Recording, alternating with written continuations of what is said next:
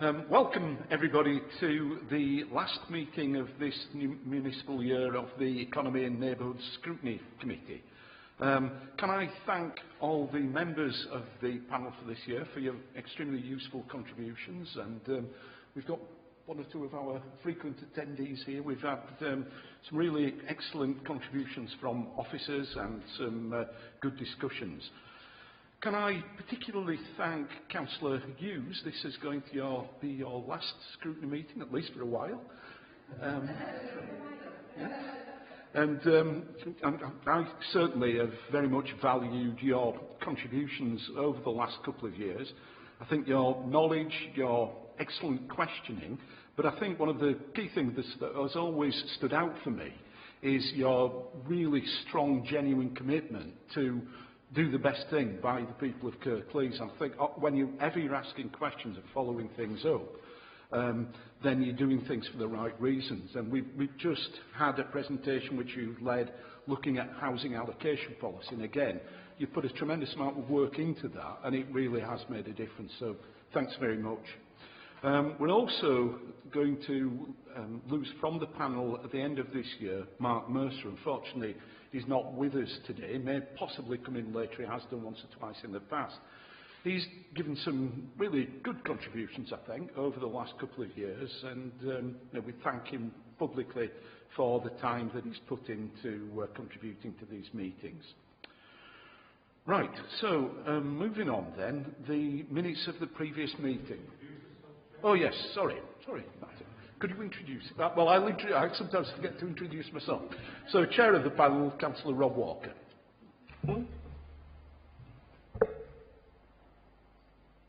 Thank you, Chair. I'm Martin Bolt. I'm a councillor from Murfield, and I endorse what you say about the work that we've done on this scrutiny panel, and also the contribution of Councillor Hughes during the time. I think she's made a valuable contribution to the panel and to the community. Richard Merck for the Golk Award, and I haven't been long a councillor, but I have learned from watching you in action, Judith. So thank you for that, and good luck. Good luck with all your future endeavours, as they say. All right, cheers.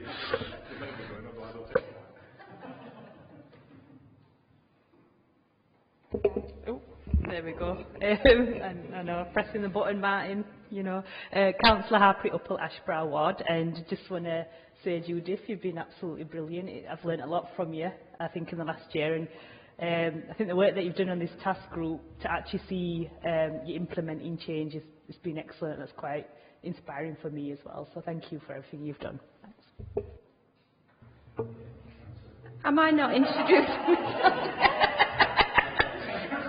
Talk about me, but I can't introduce myself.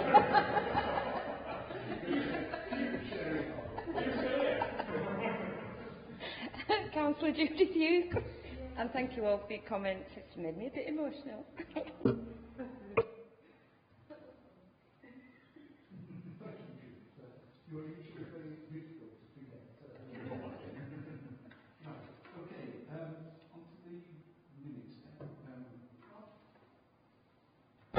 On to the minutes. Can we firstly agree them as a true record of the last meeting? Right. Thank you. Right. Any matters arising?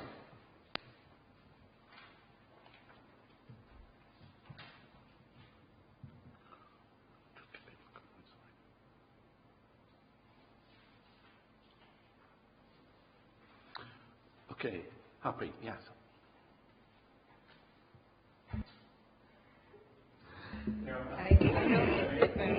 I know. Oh, right. Is that, Councillor. I don't know if this is the right point for me to bring this in, actually, but I just wanted to ask about Brexit. Now, we've spoken a few times about Brexit analysis from officers. I think probably in the last 3 occasions we've mentioned it. I just don't know if you've had an update in terms of any sort of Brexit scenario planning that might be taking place. Right, thanks very much. I was going to actually raise that myself if nobody else did. It was mentioned in the full council meeting last night by Councillor Lawson as an issue that this isn't something that's really been aired either in a scrutiny panel or in the full council. And I think it is something that we definitely need to look at, and I would like it to be on the agenda for the first meeting of the new municipal year. Who knows how long things are going to drag on for, but you're right, we have been asking this for 2 or 3 meetings. There's been some discussion back behind the scenes, but even if it's to report back that things are very unclear still and work will need to be undertaken, it would be good to know something about what is happening behind the scenes. I do know that there have been similar discussions in Calderdale, because I've read the reports of it in the Huddersfield Examiner. So I think in the interests of scrutiny and democracy, it would be good to know what is happening there. So I think that should be a fairly strong, assertive request. Peter? Carl, yeah. Chair, just to give a bit of background, so we've got a corporate group that have been sitting for some while looking at what the likely scenarios are with Brexit. So that's led by Sean Westerby and Naz Parker, who are looking at that with other officers. There is effectively a risk log for all the various issues. So some of those relate to things that would directly affect the council, so things like school meals and food supply, fuel, and things of that nature. So that is all in place.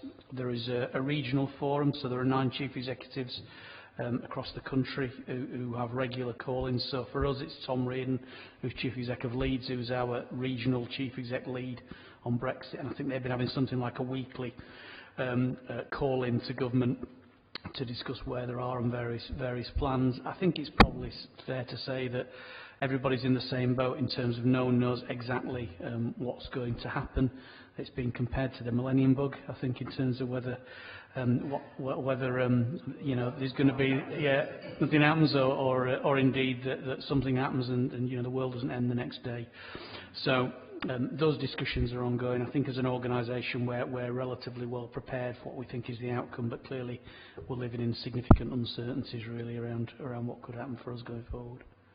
And just to add, I know the Chamber have done quite a lot of work with us as well in terms of reaching out to businesses, in terms of what the impact is in terms of exports and things of that nature. So there's a Brexit business breakfast actually tomorrow morning that the Chamber are hosting that we're attending.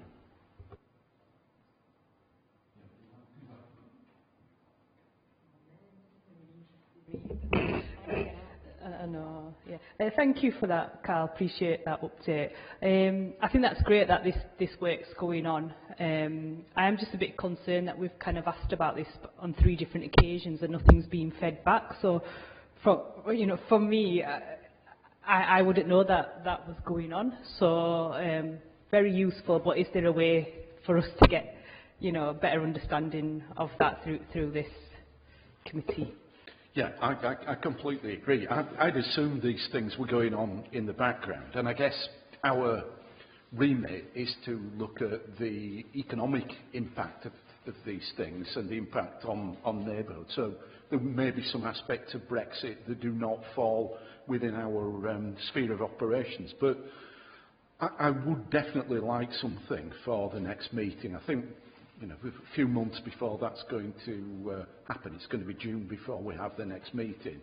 And just the things that you've been talking to us about today, just to give us a little bit more detail about what's happening there, I think is really important. I think not to do that, we would not be carrying out our scrutiny function properly in the interests of the residents of Kirklees. So I think we definitely need that for the next meeting back. Yeah, thank you. Right. I just want to raise on the minutes about the master plan. I went to the session the other morning and that was really good. But I was a bit disappointed about not many councillors actually turned up. I just wondered if more went to the evening session for so it was only about, in total it was only about 16 members attended, and I think those who did found it very useful. I think they realised that not merely just to learn what is being proposed, but also to have their views, because the whole idea is that members and the public alike will shape the future, not just the great and the good, the people who are most directly affected, and the widest possible number of people. I don't know whether we can hold it again, Richard. Could we hold it again? To try and involve more members, because it is so significant for the whole of South Kirklees. Yeah, we've already had quite a number of discussions about what is the best way to properly scrutinise what is happening with this. I think what I think we're up to with that is that we've agreed that, again, the first meeting back, well, if that fits in with the official release of the master plan, so that's going to be after the elections now, isn't it? That at that first meeting back, we would have a proper scrutiny meeting looking at the plan. I would hope that other councillors would attend, and I think we can make arrangements for them to ask questions and things at that meeting. There's also been a very strong theme of this year's work of the panel has been the importance of the involvement of the wider community and stakeholders in all these really critical things like the economic strategy and the town master plans. And I still feel that we need some more discussion about what is the most appropriate way to do that. It's likely that there may be a number of ways in which we ensure that people are fully engaged in this and really are able to express their opinions and shape what happens. So I think we need to do some more work on that. But certainly that first meeting, I think, when we get back, has got to be a really serious look at what's happening with the master plan. Don't know if you want to comment further on that, Councillor. One point. Sorry. Yeah, why I raised it, because there's a constant narrative, and it came out last night in full council, saying that councillors are not invited to get involved in things, and yet there was 2 sessions, one in the morning, one in the evening, so if people were working they could come on an evening, but they still didn't come. And we have to get away from this narrative that people are not being invited to take part in things. Yeah, I completely agree. It was the same with the CSE meeting on the same day. There were not many people at that.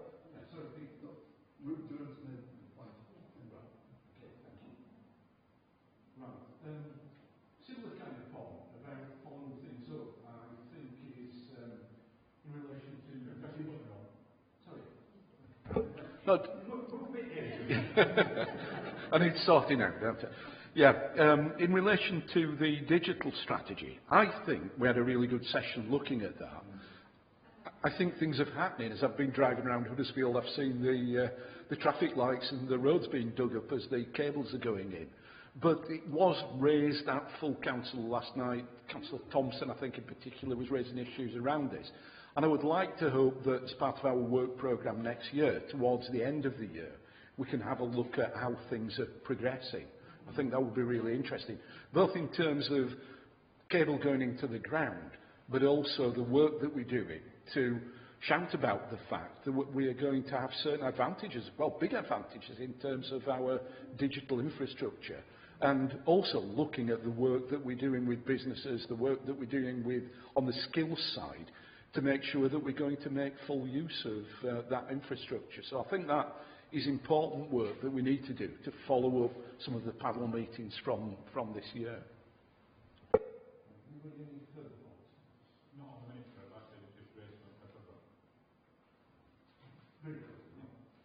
Yeah, thanks for that. Thanks for the leeway, Chair. It's just, obviously, again, referring to Council yesterday, something that I think we all have concerns about. And I wonder if Helen can just help that the homeless and the sleeping strategy had to be deferred because of a legality or a technicality that the report had not been submitted to all members of the Council. I mean, it was only approved the day before at Cabinet. And so it was deferred for approval by full council until the next municipal year. And one thing that I think we had concerns of was, is this going to have any implication for service users by delaying it? No, I can assure you there'll be no implication for service users at all. In terms of approving that actual strategy, government have given local authorities until winter 2019 to have their strategy in place, so we're well in front, so by delaying it to the next council won't really have an implication at all. Yeah. Yeah, thank you for raising that. I think it was a very, very legitimate point to raise, given the fact that this committee has spent a lot of time thinking about these things. And, you know, I think we do very much appreciate the fact that Helen and colleagues have done some really fantastic work around this. And I think, again, it's something that we should be celebrating, because I think Kirklees is doing a really good job around it. Yeah. Okay.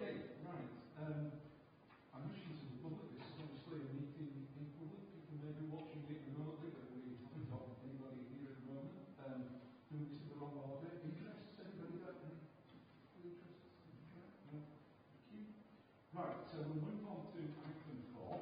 This is an item that's been brought back. We've spent the third or fourth session really looking at housing over the last couple of years. Then at the last meeting we had where we discussed this, we suggested that it would be useful for the strategy to come back to find out how the implementation is doing. So we're not expecting a long presentation or anything like that. Helen is going to introduce it and introduce colleagues who are going to potentially take some of the questions. But the understanding is that we will have read the report and we will be ready with our questions. So, Helen, if you just like to... Thank you, yes. As you say, we have, obviously, you were involved very much in the development of the housing strategy, and the housing strategy itself was actually finally approved by Council in September of last year. And as has been said, we thought it would be timely just to do a quick update in terms of the progress of the strategy. Members will remember that the strategy focuses on 3 key areas in terms of our approach. We look at housing need, housing quality, and then housing growth. And what we've done for you is to append to the very short report which just sets out a link to the overall strategy. Just a brief summary update really against each of the actions that have been included in the Year 1 high-level action plan, just for your information really. As has been said, we have talked quite a lot around the issues that are covered in the actions around housing need, which are mainly around allocations, homelessness and rough sleeping. So, you know, it's an opportunity for members really to ask us any questions in relation to those actions again, but also perhaps more to focus on some of the other areas which are around housing quality and housing growth in terms of the delivery of new housing across the district. I think that's all I really wanted to say, and we're prepared to, or happy to answer any questions that you might have. I'll ask my colleagues just to introduce themselves, if that's okay. Adele Buckley, Head of Housing Growth and Regeneration. Richard Hollinson, Policy Group Leader, Planning Services.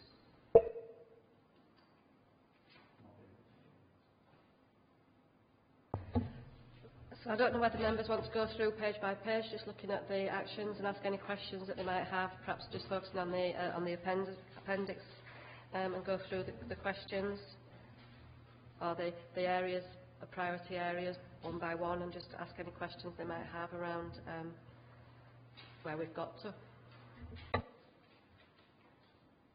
Yeah, I think that sounds a good organised way of taking things forward. So, from the first page, if we take the first 2 actions, so Action 1 and Action 2, anybody got specific questions around those things?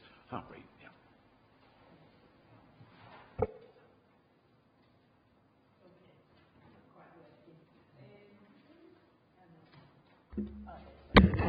Thank you, Helen. I just want to say that I think there's been some really good work done on homelessness, and I congratulate you and your team for the work that has been done, particularly in how with the Kirklees Homelessness Forum and the approach towards looking at housing first approach. I think that's absolutely excellent. So well done there. I just wanted to ask, on this action one, we've said the outcome is more people are prevented from becoming homeless or are supported to find an alternative suitable home. Is there any specific targets we can put on that? I think you're saying you're going to be looking at a new baseline with annual targets going forward. It'd be excellent to be getting to a position where we can say something like we've got enough provision in the local area to enough bed provision overnight. So don't know if you know. Well, would that be useful to know? Do we currently have enough provision for rough sleepers in the local authority outside of the SWEP provision? And if not, is that something that we can get to and put a specific target around it?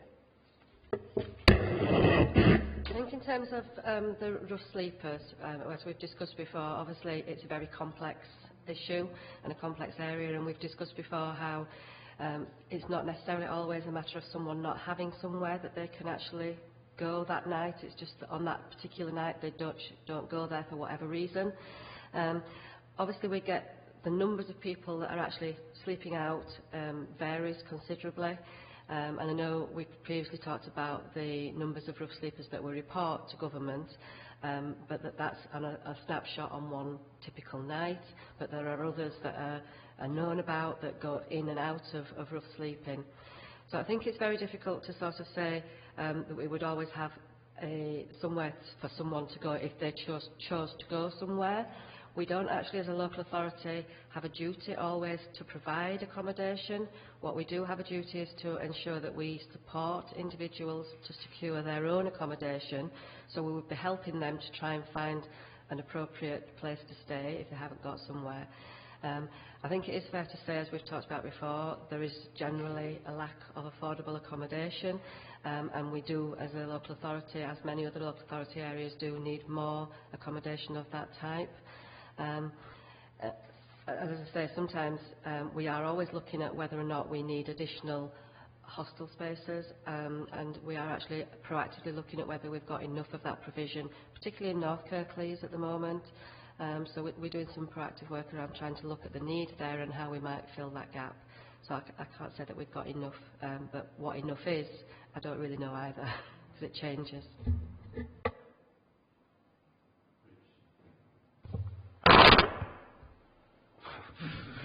Yeah, thanks. Yeah, thanks for the report. So, yeah, I mean, I take your point about the metric. It's obviously extremely difficult to measure the number of people for whom homelessness is prevented, because hopefully it's been prevented, so it's actually quite hard to identify, isn't it? But just going on the third bullet point, on progress on Action 1, yeah, I mean, I think I totally agree. This has to be the key, isn't it? Early intervention and prevention through partnership work, and I mean, that's got to be key to it. I just wanted to ask really, because there seems to be increasing evidence that young people are increasingly vulnerable to, you know, to issues around homelessness. Maybe not street homelessness, but homelessness in the wider sense. And you know, I won't rehearse all the reasons, you know them. So I just wondered what your, because obviously we've got partner organisations here. I wondered, could you just say a bit more about how the progress we've made in terms of which partners we're working with and in what sense? And yeah, thanks. Okay, this particular action refers to there is a requirement now through the Homelessness Reduction Act 2017 for defined public bodies to actually refer to the local housing authority individuals that they know will be leaving their premises, accommodation, etc., and have nowhere to go, that they refer those to us as early as possible. So we're working with prisons, health authority, any other institution that you could think of really, and we've got things in place. DWP is another one. Our own internal social care services, if they've got people living with them, they're referring to us as well. And the idea is that there's a mechanism in place that they can actually refer to us, and we're receiving those referrals. What we're trying to do ourselves is to go out and talk to those partners, to try and build those relationships, so that we actually get the information that we need as soon as possible, so that we can start making plans with those individuals to find them accommodation prior to them leaving, wherever they happen to be at that time. So we're working, it's new, but it's something that we are, you know, developing and working hard on. Could I just add something to that before I go on to Martin and then Judith? Does the list of organisations include post-16 educational institutions? Because that can often be an issue, that you get young people who suddenly have a need to be home. I don't know, Rob, but I'll find out and I'll come back and let you know. I can send you the whole list because it's quite a list of places, but I will come back to you on that. But it's a good point because we do have quite good relationships with the local colleges anyway, so I'm not sure whether they're actually on the list of duties to refer, but we do work with them. Yeah, thanks, Chair. Going back to the issue of rough sleepers, there was an article in the media that prisons, which were mentioned, apparently in some cases are releasing people and giving them a tent, which I don't think is acceptable because we see them people. There was one in Newsroom, a chap living in the corner of the car park in a tent. I would be interested to know, from a Kirklees perspective, with the rough sleepers, whether we've got any information on why those people are not accepting places in accommodation, etc. Is it an issue regarding any medical issues? Is it social issues? And the point that I've made before, and I made it cabinet, which hopefully will be incorporated into the final strategy, is if they are suffering from any military PTSD or anything, then we need to be referring those through to the appropriate authority, the military government things. Certainly I'd be interested in if what do we have 18 people on the camp, what are the reasons why some of those people are not taking support to come off the streets? It varies obviously on a case-by-case basis. I think we've talked before about the fact that we go out and we try and engage with individuals and we talk to them about their issues and we try and encourage them to take up support. We make referrals to agencies where they can get that support, but it's a spectrum really. There can be anything from mental health issues, a variety of reasons why people just at that particular time don't feel they can actually take up that support or that accommodation offer. With regard to the military, the allocations policy actually prioritises people from the military, so we're required to do that anyway by government, but our policy does allow that so that we would ensure that they get the highest priority for rehousing with the authority or support to find accommodation outside, because not all people want a council house, so we do try and work with them to meet their needs as well, and then to make sure that we refer people to the appropriate support agencies, because the military do have quite a lot of support available to people, and sometimes they just don't know that it's there, so we will obviously work to signpost people to the most appropriate support wherever we can. Yeah, I think I've asked before about the gender breakdown and whether there was an increase of women actually on the street. And I know when I asked about it, there was something on the news not long afterwards saying that across the country there was an increase of females actually sleeping on the street. And I don't know if you saw that, if you've been watching that 60 Days, the Channel 4 programme 60 Days Rough Sleeping.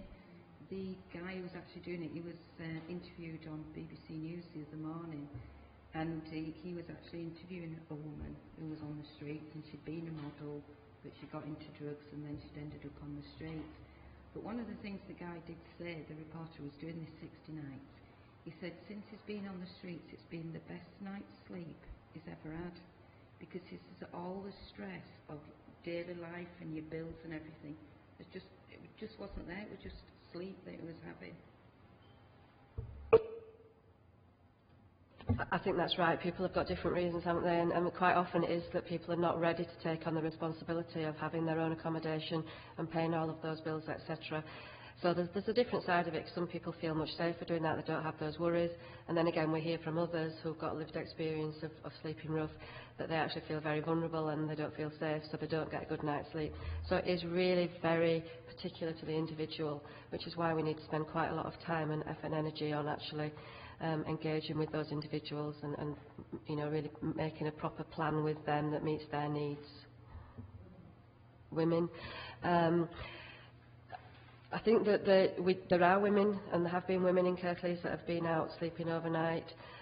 It's certainly in the minority compared with males, but we certainly do have women, and we do certainly try and encourage them to come in and take you know, the offer of support from us. I think the questions we've asked so far, many of them are also relevant to actions 3 or 4 and 4. So are there any further questions from 1 or 2 or from 3 and 4? Yes, I agree. Helen, I just wanted to ask about the Housing First pilot. You've had a successful bid from the Government Life Chances Fund. Are you just able to say how much funding you've got and how many people you think you would be able to support? Yeah, I can't take credit for it personally because it's actually adult social care colleagues who've made the bid and were successful. They have been working really hard to work with external providers because it's a payments by results approach. And my information is that they've identified the preferred bidders now. I think it's not yet public, so I don't know what it is, but it's imminently going to be launched, I think, on a soft launch from this summer, and then will be rolled out. I think it was in the millions over a period of time. I've got 6.7 million in my head, but I could be wrong on that, so I will confirm that for you. But it is over a period of time, but it was certainly the highest amount that any authority got from that Life Chances Fund, and it will really make a significant difference to a number of people every year. But I can certainly provide you with more information as that becomes available. Yeah, thanks. So on action 2, the third bullet point on the progress section, page 12.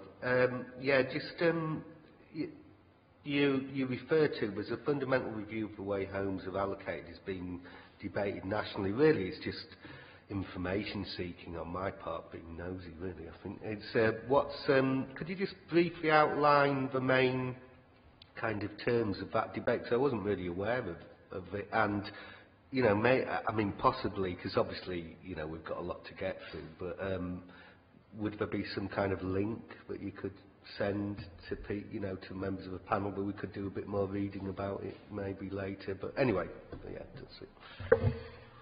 The Chartered Institute of Housing have been sort of leading on the debate around rethinking allocations for social housing, and that's linked to some work that they've done previously around who is social housing for. So they're pulling everything together, and they're just setting out on rolling out workshops across the country. I'm actually going next Wednesday up to Newcastle to be part of a workshop around rethinking allocations. So I think the idea is that we look at who's getting allocated social housing. Are we addressing the right needs of people who are being allocated social housing? Should we be changing it? How does our allocations policy link to the creation of sustainable, cohesive communities? So it's those sorts of things, but certainly I can send you a link to the information. Could we move on a little bit? 'Cause I think we're going to run out of time. Action 4, which is about the provision of specialist or supported housing. Again, we've discussed this quite a lot in the panel. Are there any particular follow-up questions around that action? Thanks. Would this include also extra care housing? Would that come under the remit of it, or is that separate? Because we have talked about that at panel before, haven't we? I think there is a project board looking at specialist accommodation for different need groups. And I think further on in the report we actually come on to talk about some of the schemes that we're progressing, and yes, it does include extra care. So we're looking at extra care across the tenure types, so not just extra care for social housing, but for renting privately and also buying as well. So there's more information later on in the report about some of the progress we've made around extra care schemes in the district. But it also includes looking at different specialist accommodation for people with disabilities, learning disabilities. We're also looking at children's sufficiency needs as well as part of that specialist accommodation needs group analysis. Right. Can we move on to actions 5 and 6, which I think there are links between them? Stop doing that, it sounds really painful. Yeah, so on item 6 actually I was going to try and link it to item 11 as well. So obviously we've got we're kind of scoping supplementary planning documents and so on. And I just wanted to link this in with, as you know, the council passed a motion in January about a climate emergency. And basically, obviously, a major part of cutting emissions is energy efficiency standards in homes. And, you know, I do appreciate, you know, there has to be some sort of balance struck as well in terms of, you know, the economics of kind of house building, especially because it's being done by private developers in the main. So, what the question, my understanding is that section 14 of the NPPF 2018 actually specifically empowers planning authorities to enforce policies which reduce carbon emissions. So, really, my question obviously is, how is this in real terms going to be built into the planning guidance? And just linking it to 11, if I may, okay, because obviously what we've got here is, as part of the action programme to deliver programme land and disposals on council-owned land, I just wondered if, you know, there had been any consideration, or could be some consideration, of actually using the opportunity with this particular kind of land to develop exemplar projects and demonstration projects, because, you know, let's face it, moving forward, anything we do in terms of energy efficiency is actually going to be the future. I think it's inevitable. So the more, if we can, you know, set out those kind of standards through actions as well as on paper, obviously that's got to be a good thing. So yeah, that's my question really. Thank you. Yeah, okay, so we've started work on the Quality Places Supplementary Planning document. That is a document that sits underneath the local plan. So I think the useful starting point here is, as you set out, the National Planning Policy Framework. And there's been some recent changes since the ones you referred to, actually, which actually move in favour of what you're suggesting. In fact, only in the last week, there's been a change to the National Planning Practice Guidance that seems to be freeing local planning authorities up to investigate this a bit more further. So we will be moving ahead with our Quality Places SPD and looking closely at this issue. I think we've got the remit to be able to do that and still be consistent with national planning policy. Thank you for raising the issues about viability, because obviously that's a key consideration. So we'll have to get that balance right. We've been working through the policies we've got in the local plan to understand their impact on viability.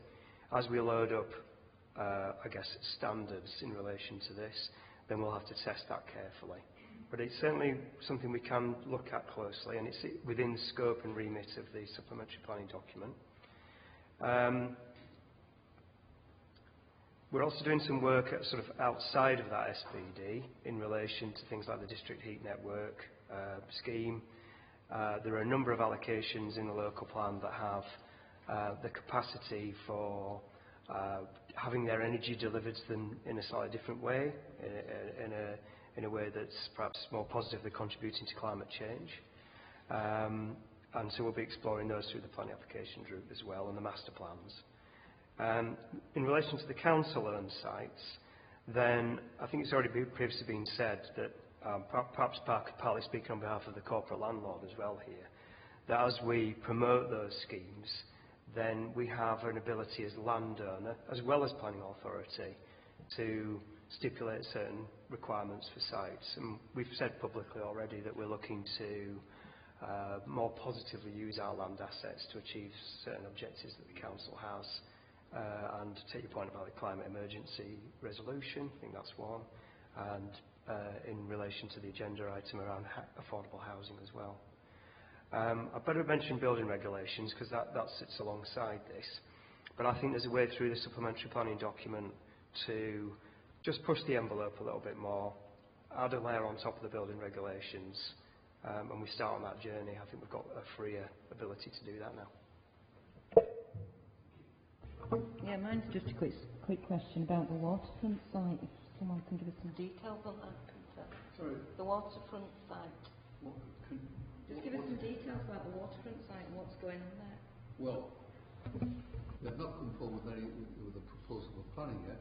I do know that at Mifflin's last week, the developers were presenting that and hope we'll get support for it and so on. In principle, we will support the development there. Whether it's literally what they're proposing is another matter, because there may be issues about the number of houses and the social context and the right types of houses and so on. So those details, we've not seen a proposal yet. We've seen an outline which officers have talked about and have talked to me about it, but I've made it very clear that this is subject to the planning committees, and the planning committee will be concerned about key criteria. But I did want to make another point which is relevant to your considerations. That was the government statement last week. Hammond made the comment about, well, not the comment, the statement that from, I think it's 2023, you will not be able to put gas boilers in any house. Now that has got great significance in terms of what we might invest in, bear in mind our own land, etc., in terms of passive or semi-passive houses, or houses that might be factory constructed, which by definition are semi-passive. Now, there's a sort of trigger impact. And what it does indicate is a government initiative of that kind is transformational in a way that what we do is relatively minor.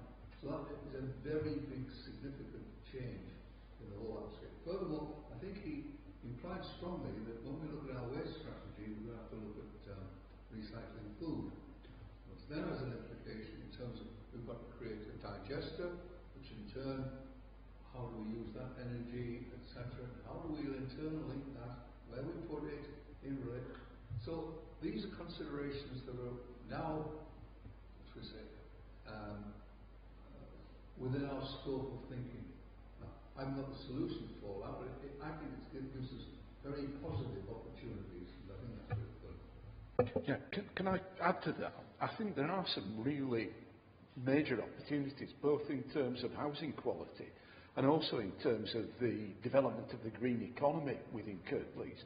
Because obviously with the Green Building Company in my ward, that is a real national centre of expertise in terms of delivery of these kind of things. And Councillor Griffiths actually works for them. And one of the things she suggested last night was that they're very interested in potentially setting up a training centre for builders so that they're able to develop these skills, so they can deliver these kind of houses. Because it's one thing having the architect to design houses, it's one thing having the equipment, but you do need the people who've got the skills to deliver that kind of thing.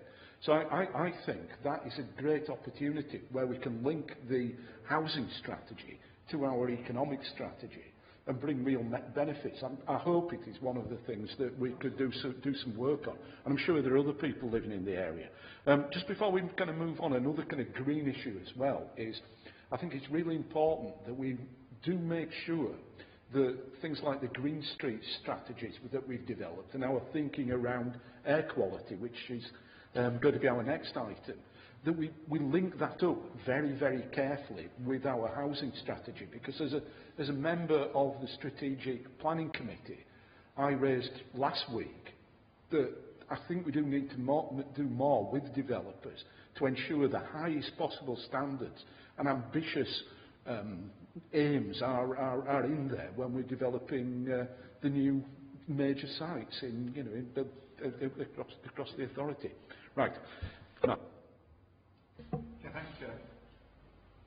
With regards to construction tax and that, we have had quite an innovative project that I think the Royal Family came to look at in Newsham sometime, which was that was supposed to be all energy efficient. Now, obviously, things will have moved on. We need to update. But we've built on that. Have we had any local consultation or information on the waterfront site? I mean, it's not one that I'm particularly familiar with. And picking up on Richard's point, that yes, we do need to see Kirklees as an exemplar on the quality of places. Just a procedural point, why wasn't it included in the local plan that we want buildings in Kirklees to conform to these standards? And as you'll know, the challenge that we face in getting the policies is that developers will then push back and say, are these reasonable conditions? And I think we should be aiming for the highest energy efficiency conditions that we're looking at. And I hope that information on the developing policy can be shared, Richard, so that those communities who are developing neighbourhood plans can look at embedding the SBD within the neighbourhood plans, sit underneath and conform to local plan. But if people, I'm aware that Kirklees and others are developing these, and we need to make sure that we're sharing that information with our partners so that we're all singing off the same hymn sheet to produce those kind of developments. Right, thank you, Martin. Can we move on now to... sorry. Can I have any answers? Oh, sorry.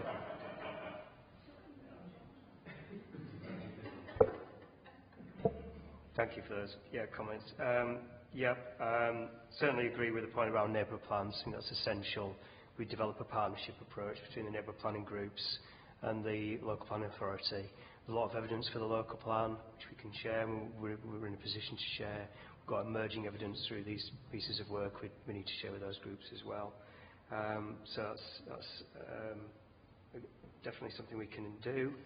I just want to pick on the Green Streets and air quality ones. The Green Streets initiative and parameters are set out in parts of the justification text of the local plan, and there's other elements of the justification text of the local plan that talk about some of these issues as well, including our design policy, and it sets a benchmark and a policy hook for all these more detailed standards to come forward from.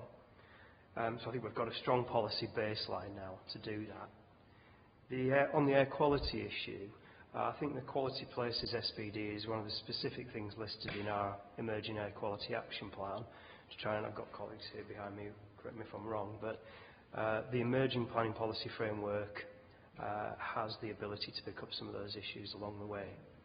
So we're definitely trying to achieve that and show consistency with the action plan.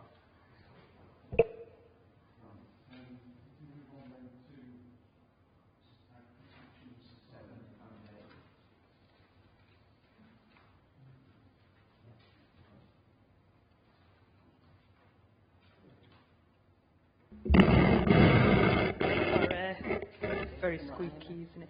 Yeah, I just, on, was it number 7?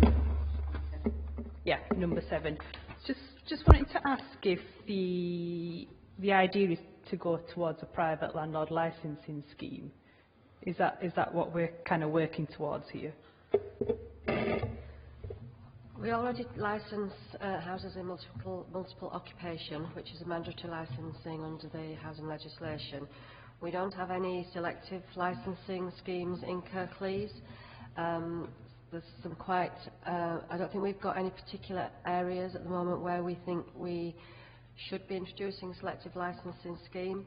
There are issues that come along with selective licensing schemes for landlords and for tenants, which can tend to increase prices. But nevertheless, what we do in those areas where there are private rented sector properties and there isn't a scheme for licensing, we do wherever we can take action to support landlords to ensure that there are no health and safety hazards in their properties. So we encourage them to mitigate any hazards or to remove them wherever possible. And where that isn't done, then obviously we use our enforcement powers to take action against individual private sector landlords to try and improve the quality of the homes that residents are living in those areas. Yeah, on the same Action 7, we were successful in the bid to the Road Landlord Enforcement Grant, and it said the funding had to be used before the end of March, and as we're near the end of March now, I just wondered what we'd done with it and what the outcomes were. Yeah, so it was only a small grant. It was £15,000, so we just recruited some staff, and those staff have been out and about in the areas named, visiting the properties, getting access to the individual homes to try and do the inspections. So what we said was that we would do the inspections in those areas during the period we had the staff, that they would then develop up any action plans that we needed to take forward, and that what we'd do then with those action plans was the staff within the service would then follow up on those actions. So literally we've had two members of staff going out door knocking and visiting and trying to get in access to look at those properties. We were concerned that there are a number of properties that people are living in above and adjacent to commercial premises that we'd not previously gained access to. So that was our initial attempt to look at that, and the learning from that we then want to roll out into other areas where we know there are those premises as well. I think what we're finding is that obviously it varies, but so far we haven't found anything that was a major concern to us. But obviously there's always things that people can do to improve the quality of those premises.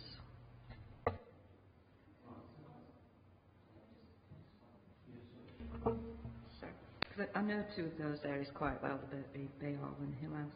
Did you actually get into those properties? How, It's been a struggle to get into them all, but I think we are trying to get into them all, and we will continue to work with, to do that moving on as we go forward. So we've left contact information and things where we haven't got in. If we do have concerns about it, then obviously we will keep going back. If we've had reports of anything from the individual tenants living there, we do follow that up anyway, and we've got a right to do that. But it is difficult gaining access, you're right. And I know in the Hill House area, when I was a councillor in Greenhead, there is that fund there through the feed-in tariff, and I just wondered if you'd used any of that with this.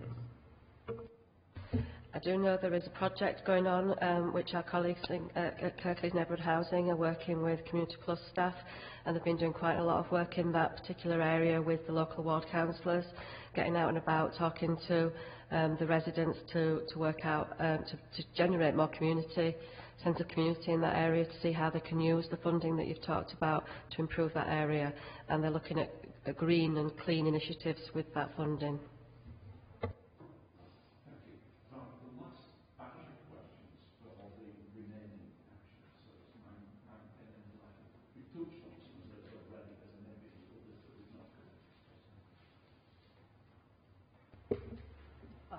Thanks, Rob. I want to come in on some of the local plan stuff here, really. So we've got a big site in Bradley, in my ward.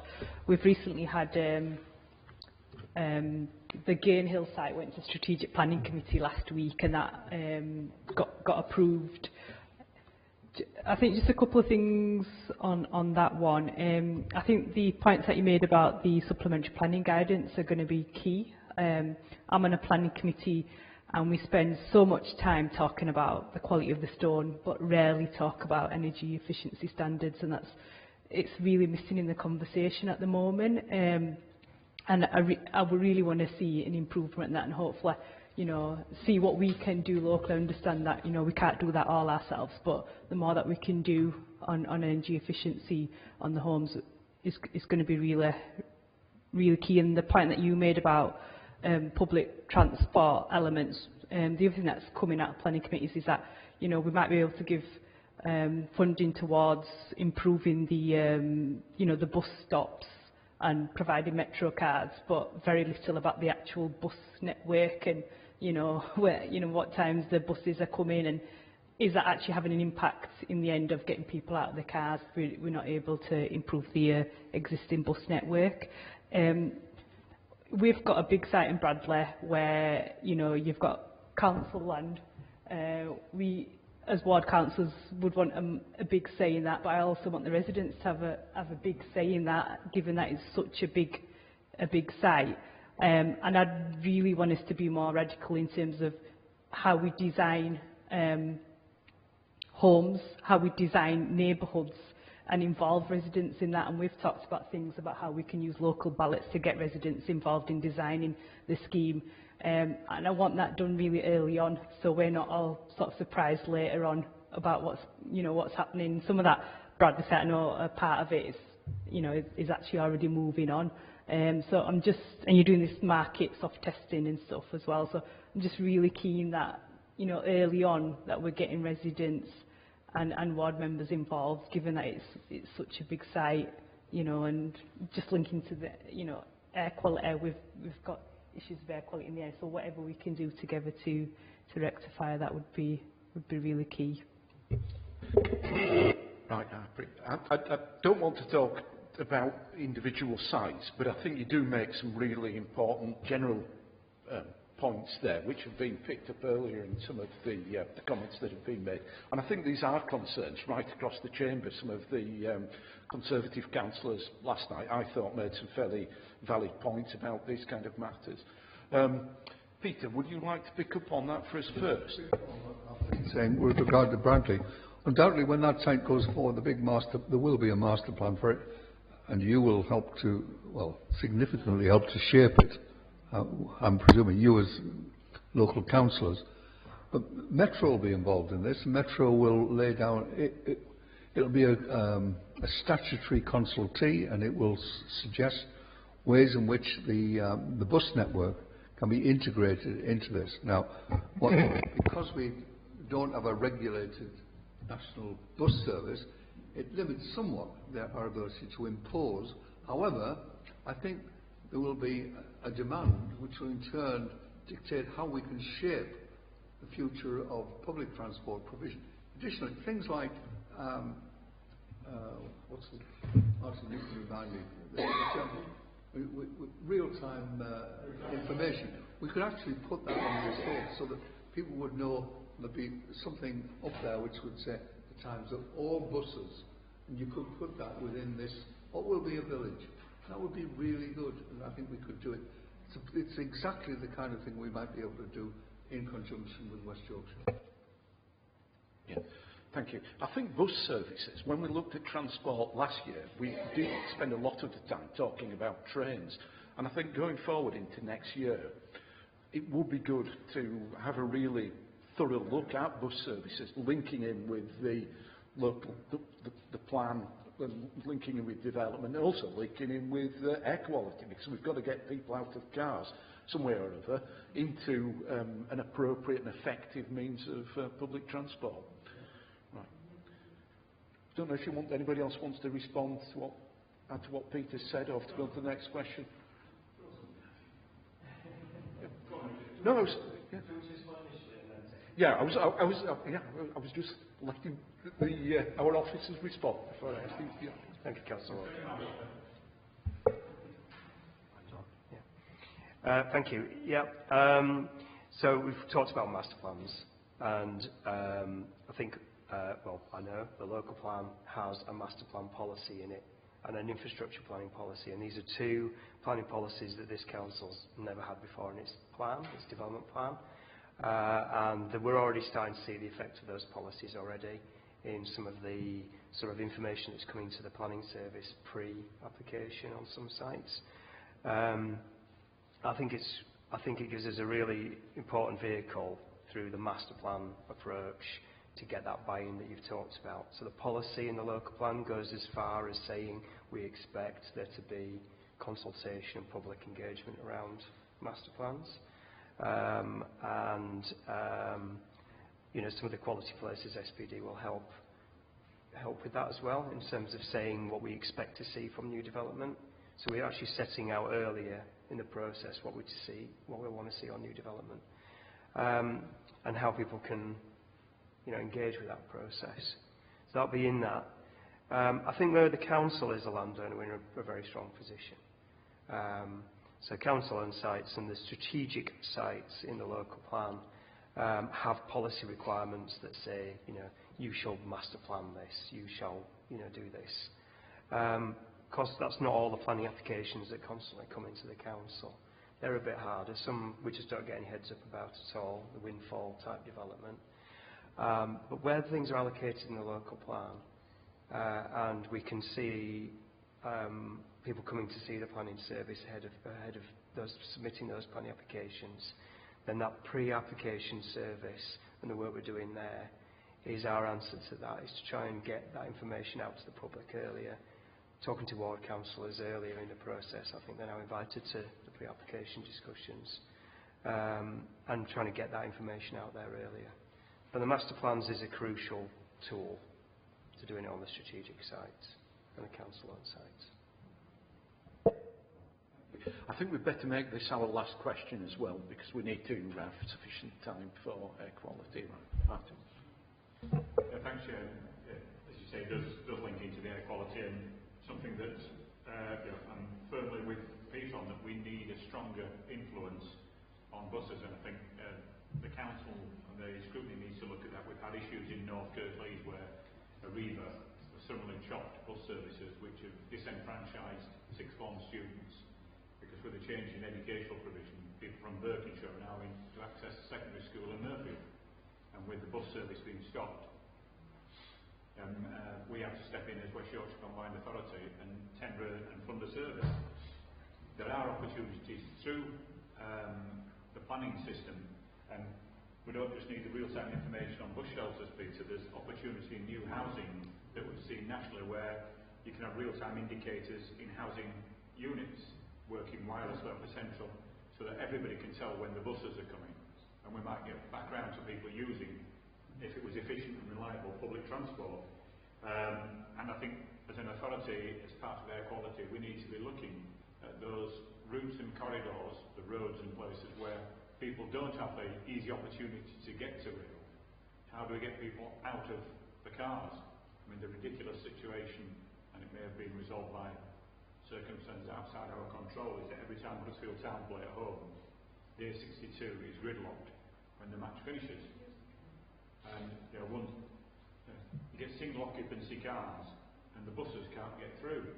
And ridiculously, I took my son to the Liverpool match and we walked from Huddersfield Town back to Murfield before we saw a bus because everything was snagged up that much.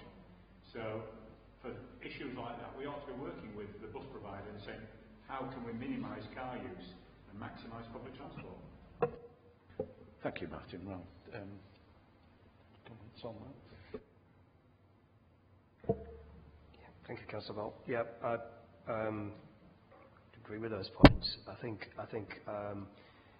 there's work going on within our colleagues within Transportation Service around looking at transport strategy, the link between land use, housing developments, and trying to plan for that better as kind of as a form of infrastructure. I think you know, as that work evolves, officers can bring some of that information back to this, particularly if you're planning a session around bus service provision, and see how that all links together and where the gaps are. I think a gap analysis is a useful tool to carry out. Yeah, thank you. I think we need to do some more work before the sessions next year to really think through what would be most useful in terms of looking at these things.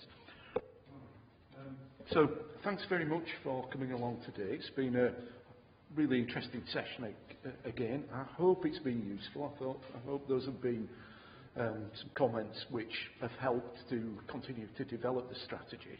And I think we have made great progress. You know, so I think elected members really do appreciate the efforts that have gone into things like the housing strategy, getting the local plan through, and we're in a much better position now, I think, moving forward.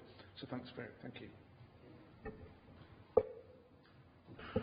Right, so I don't know if you want a quick 2 minutes break, and then we'll give us time to get set up for the air quality session.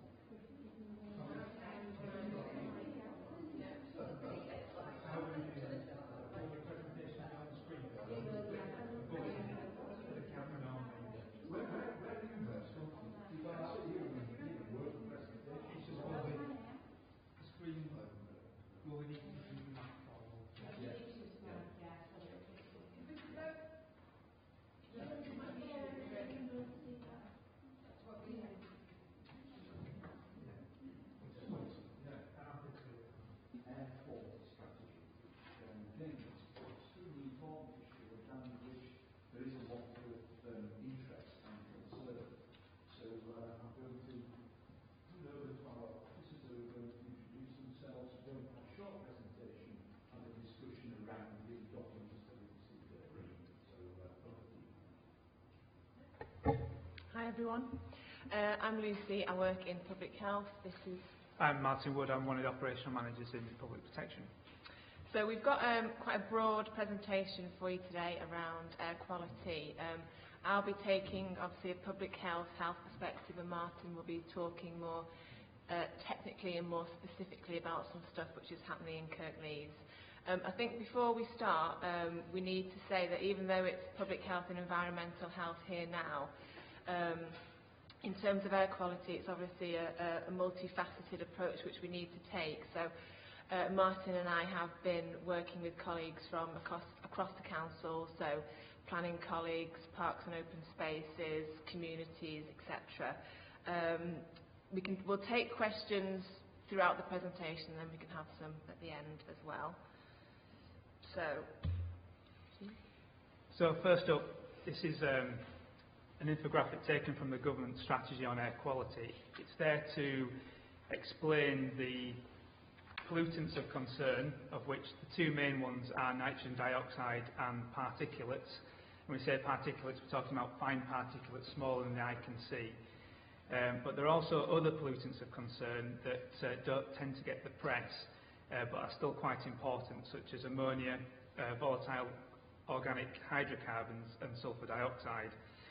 And it also talks and tries to explain through the visual sense the places that these pollutants come from. So the main one is from transportation and the burning of fossil fuels to propel that transportation. We've also got industrial emissions, agriculture, fixed plants and construction, as well as domestic heating. It does go into a lot of detail. I don't expect you to read it, but it does illustrate the various places and various pollutants that are of concern. But it's important to mention that air quality and pollution doesn't have any borders. Traffic does travel between local authority areas, and industrial emissions cross international borders. It comes a long way, and the solutions aren't just local solutions, they're more regional, national and international. And when we're talking about air quality, what we aren't talking about is carbon emissions and greenhouse gases. But there is a lot of crossover, because the emissions that cause greenhouse gases are the same sorts of emissions that also cause air pollution. But it's good to make that distinction between the two separate agendas.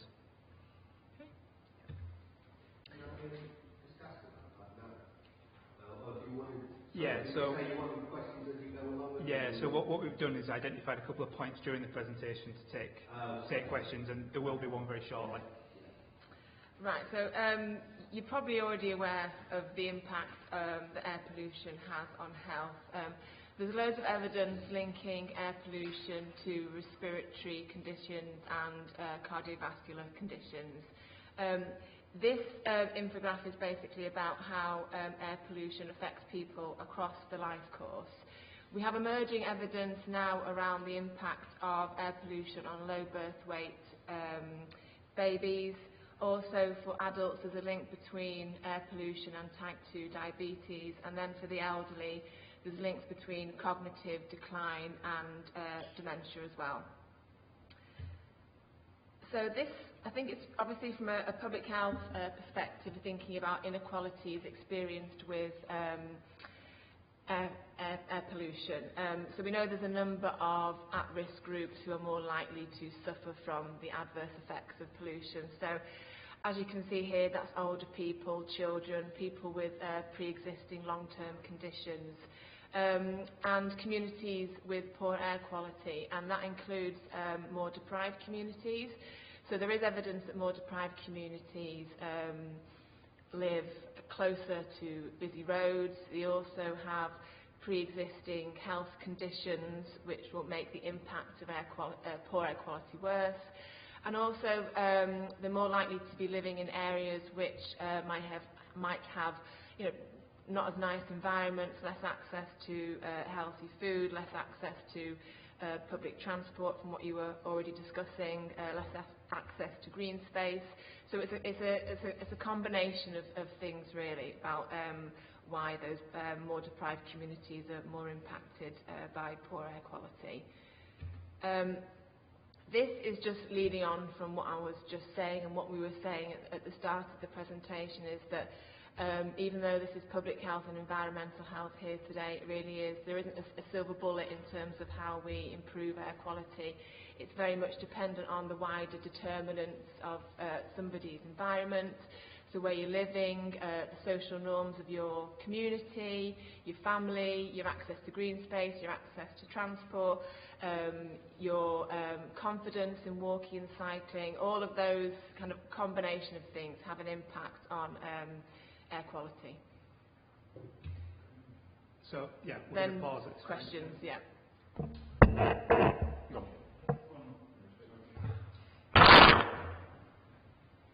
Got to stop doing that. Right, okay, yeah. Well, really, I just want to pick up on this issue about distinguishing between, you know, the air quality pollution and obviously climate change emissions. Now, you're quite, I mean, obviously I don't need to say, you know yourself, they're incredibly intricately linked in reality because, you know, they're coming from the same source. So obviously, in that sense, and I suppose what I'm asking really, I do appreciate that, you know, as officers you are operating within a statutory framework and that these definitions are pretty much made by, you know, within the relevant legislation, no doubt.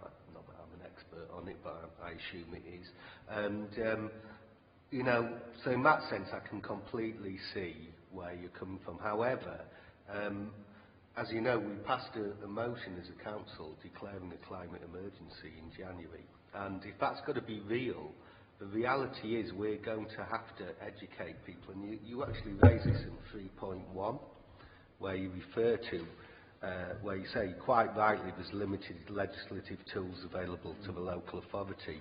And so, but what I'm trying to get at, in I hope not too roundabout way, is that perception follows presentation. And if we actually, as we could choose, if we want, to actually put information around issues about particulates and air quality alongside issues around climate change, because if we're going to educate people, I think it's true to say most people would actually struggle to distinguish between them. So really, I suppose my question is, you know, because when the Climate Working Party really gets going, a lot of our work's going to be about education and changing behaviours in communities. Really, I'm questioning whether actually having too fine a distinction between these would be helpful for that goal. Thank you. I completely take your point, and you touch on the reasons why. It's historical in terms of where the two agendas have come from, not just nationally in terms of UK views on the two issues, but internationally as well. And the climate change agenda came first, and it was all about carbon, and it was about the long-term effects that carbon has on the environment and how that's changing our climate and the raising of temperatures.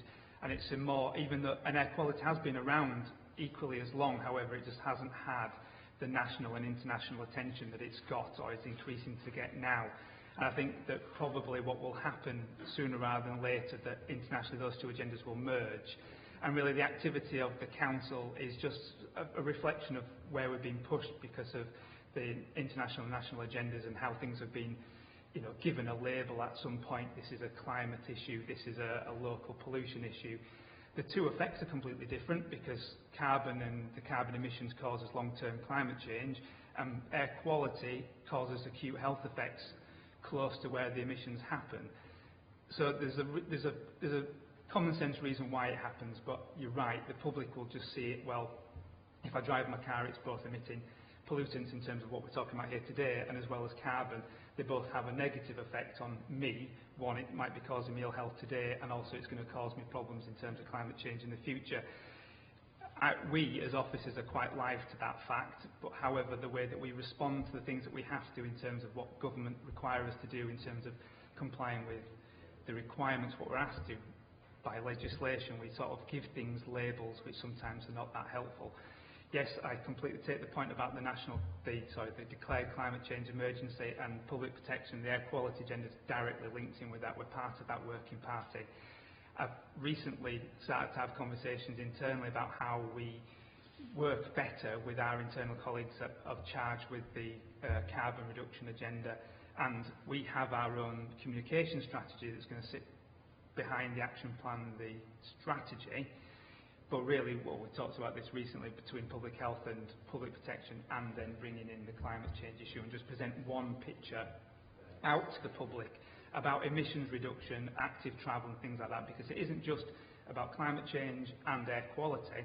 If we're improving active travel, we're also improving people's health, because they're more active and more healthy, and therefore their health is going to improve, not just because they're breathing in cleaner air or less carbon emissions into the environment as well. We talked about badging it under the kind of clean and green, and then bring it all together, so waste, air quality, John Atkinson's world, bring it all together, because you're right, in terms of the public, it's really confusing, and I think the majority of people wouldn't understand like the intricate differences, but it's about, and we'll talk about this later, it's about how we work with communities to understand what difference, what small changes they can make that will have an impact on the environment, and also how are we communicating the good work which we're doing as a council collectively under that clean and green kind of banner. Councillor Bentley, would you like to come in there? Yeah, I think as a demonstration about working outside existing silos, you can see that this strategy is trying to be different. It's embedding from the start that there are multi-layered services and issues that impact on the whole range of climate change we're looking at. So this strategy is sitting alongside, and I think it is, we are talking in terms of environment, and when it's ready and all the multi-layered aspects of it is ready to roll out to the public, it will seem much more integrated. But what I can assure the committee members about is the clear commitment from the start that is going to be an embedded way of looking at air quality in relation to the impact of health. And, you know, we're not just leaving it within the council, we're not leaving it within the borders. There are no borders. We are hoping to have a comprehensive, integrated strategy which can be picked up by any authority anywhere, and it will contribute to the overall health and well-being of our nation. Thank you. It would be really good, I think, to come back to the theme of partnerships and so on. Martin, did you have a question here? Yeah, thanks, Chair. I mean, it's very timely and strange when we talk about air quality and the impact of traffic and transport and what we can do. And I've just seen a press release which has just come up from government announcing £23 million to support the promotion of routes for cycling and walking, which obviously, if we can increase modal shift and alternative transport, then that's going to impact and benefit for us all. This is as a result of the earlier Paths for Everyone report, which Sustrans did onto the National Cycle Network, which showed where there were issues that needed addressing. And I say it's very timely for us because the second point in the government press release from Paths for Everyone is that converting a poor on-road section of the National Cycle Network between Dewsbury and Huddersfield to a combination of traffic-free and full segregation.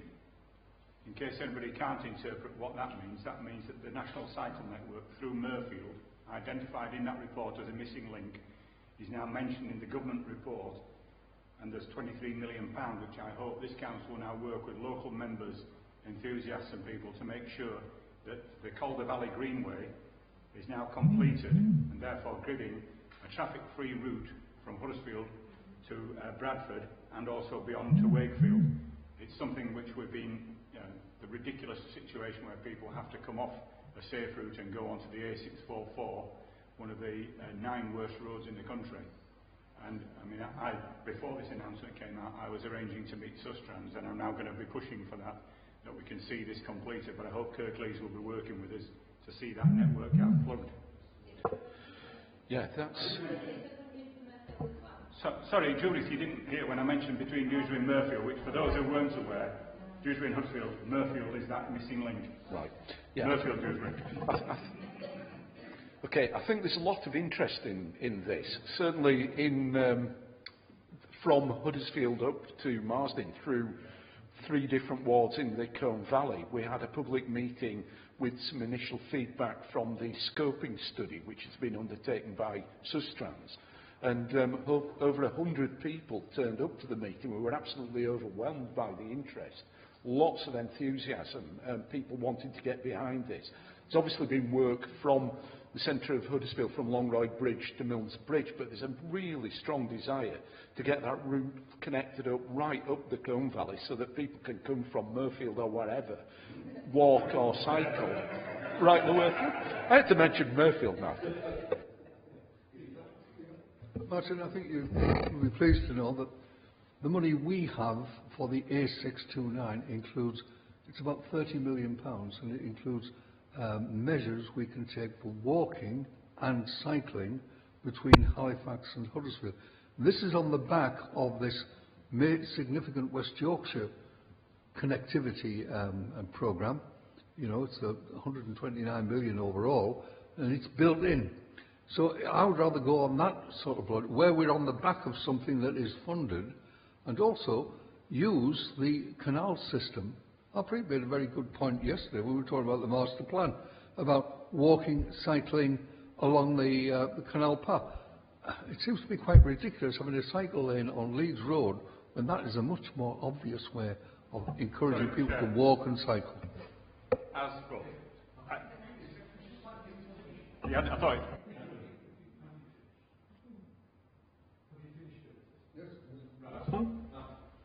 Thank you, Chair.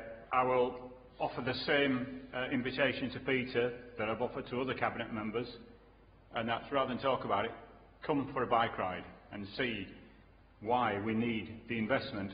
Canals are not the panacea. In canals, you're at the behest of a third party, the Canal and Rivers Trust.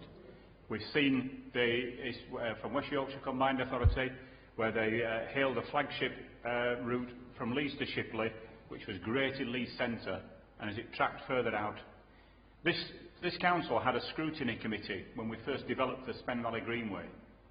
And at that time, that scrutiny committee came back with a recommendation that we should be looking to develop former rail lines as non-motorised transport as a priority. What's been identified and what I referred to is the fact that we have a former rail line that comes into Murfield, into Hopton, and goes out of Murfield towards Ravensthorpe. But within the centre, there is a gap, and this has been identified in a national report. And what we now see is it's mentioned in the government press release that there is £23 million to plug this gap. The addition on the A629, I'm sure, will be welcome. What we're talking about now is a gap that's been there for probably 15 years, and I hope that Peter will work with me to actually see that delivered. And I know Richard will be coming for a ride on his bike anyway. Sorry to sort of interject at that point, but I think we could get bogged down a little bit too much in this, if we can move on a little bit. I think with this, again, like the bus transport issue, the development of walking and cycling routes and what's happening, because there is some really interesting things happening, there's massive potential. It is something probably we need to return to as a topic in its own right for next year. Given the time, I think it is important that we move on. So if I can ask if we can move on to the next set of slides. So I don't want to dwell on these slides too much, but this is just a slide demonstrating that the legislative framework that we're under, and it sort of goes back to the comments previously that national and international legislation does push us down into a certain set of labels that sometimes aren't that helpful from the public's point of view. But there are European legislation, European ambient air directives that require us to do certain things as a national government. There's also national legislation through the Environment Act that requires councils to take certain steps and do certain things to monitor air quality. The government has released very recently 2 very important strategies. The Air Quality Plan for Nitrogen Dioxide, which focuses more on that particular pollutant and road traffic, and then the Clean Air Strategy, which came out earlier this year, and you might have seen a lot of press around that, which then focuses on all the other types of pollution and the other measures that we need to take. And there was a lot of press relating to things like domestic solid fuel burning and the plans that the government has to try and address that. There's also the National Institute of have to help me with the public health here. Yes, National Institute of Clinical Excellence guidance on air quality, which brings air quality and its problems directly into the health field. And then there's also the technical guidance which the government issue that helps local authorities identify what it needs to do in terms of air quality. So there's a lot of things I'm trying to say through this slide, pushing us in our actions and activities to improve air quality. Locally, these are the things that we have that's helping us frame our activities. So we've got the corporate plan. Air quality is mentioned in there alongside the green outcome, the clean and green outcome. We've now got 2 very important documents for Kirklees, the strategy, which we're here to talk about today, which is the broad overview of what we're aiming to do in terms of air pollution, but then the action plan, which is the detailed individual point-by-point actions, which is now complete and ready to go through the governance process of the council. The West Yorkshire Low Emissions Strategy, which came out now in 2016, it doesn't seem that long ago, but it is. Again, is an important document which helps local authorities across West Yorkshire identify measures to reduce emissions. There's a technical planning guidance associated with that, as well as other things. The Joint Strategic Needs Assessment on Air Quality, which came out last year, again, that comes from the public health side. That's bringing all the things together.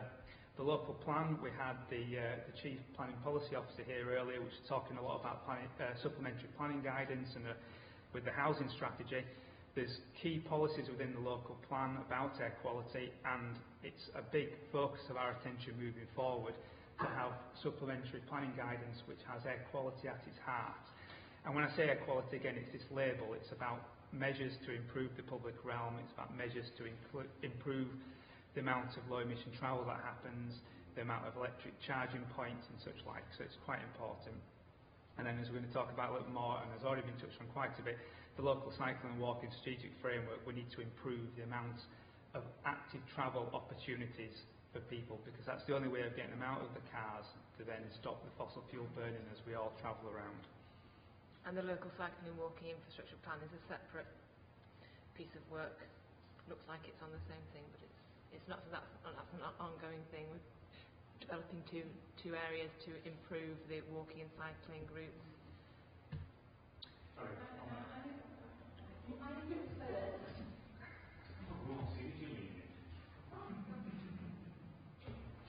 Yeah, just a quick question about the action plan, because it said in the documents that we got, and you have said that it's nearly finished, is the action plan, and it says it's ready, you have to submit it to the government for April, but then it goes on to say on page 23 that you've not consulted on it yet, and you've got to consult on it before you submit it to government.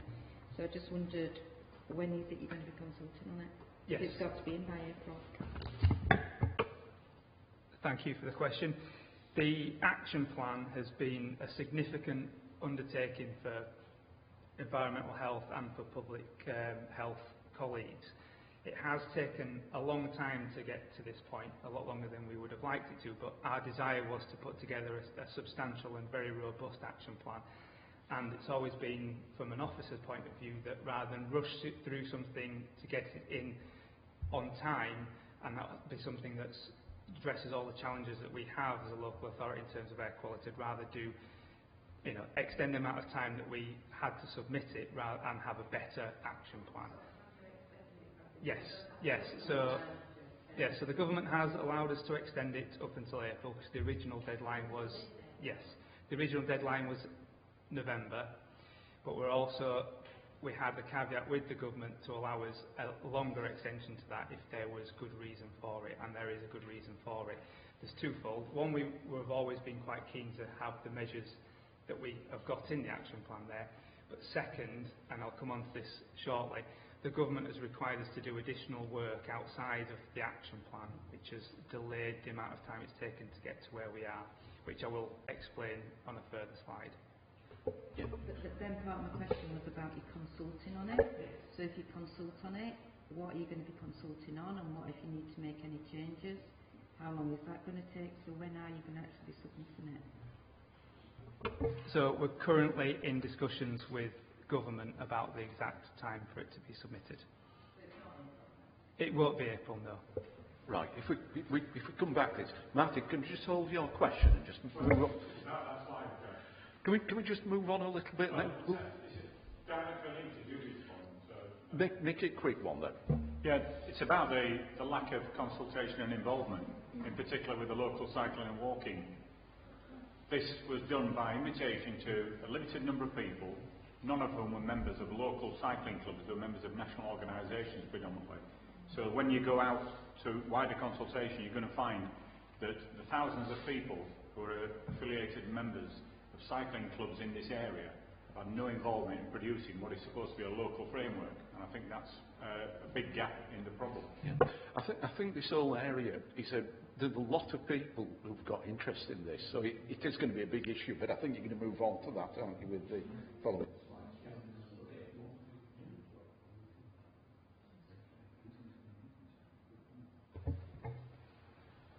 So moving on, this slide is just basically an introduction to the specific air quality problems that we have in Kirklees. It's taken directly from the Joint Strategic Assessment, but the main points to bring out from this is that we have currently 9 air quality management areas. These are the hotspots of pollution, which I'll go into a bit more in a moment, and that 70% of diesel traffic is causing a significant amount of, I'll say again, main points to bring out is that road traffic is the main problem that we have in Kirklees. And 70% of the problems that we have with road traffic is for diesel emissions, and 1 in 20 deaths in Kirklees can be attributable to air pollution related disease, which is fairly significant. So the air quality management areas, or the hotspots that we have in Kirklees, are the following. So we've got Birkenshaw, which is up by the fire and rescue headquarters and near the M62. Hetman Wyke and Liversedge at the Swan traffic lights. Ainley Top, Out Lane, which is directly adjacent to the M62 there. Is that in Kirklees? The Out Lane one. Oh, right. Yeah, it's the border just straddles the M62 to its northern side.